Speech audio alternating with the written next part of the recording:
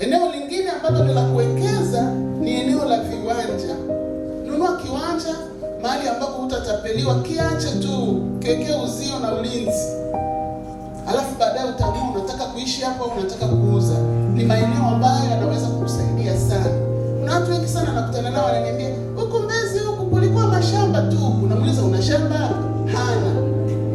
"Huko Mikocheni kipindi hicho watu walikuwa wanalima mpunga." Ulinunua? Huko story tu. Hakuna kitu chochote alifanya nini? Alifanya.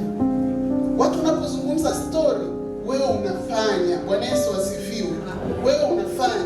Kwa sababu ni eneo ambalo la ardhi na umiliki, ni eneo ambalo linafanyika baraka kubwa sana. Kuna watu walikuwa wananiambia kwamba yaani mimi ningekuwa na hela, ungekuta nimenunua mtaa wote huu. Nikauliza, kwa nini hukuununua? Kwa sababu sikuwa na akiba. Kwa hiyo tunaanzia kule. Kuweka akiba inakusaidia opportunity yoyote ikitokea, wewe unakuwa uko tayari. Wakati watu wanatafutana na hela, wanatafutana, wewe zamani ulishanunua, umetulia kimya, unasubiria muda wa mavuno.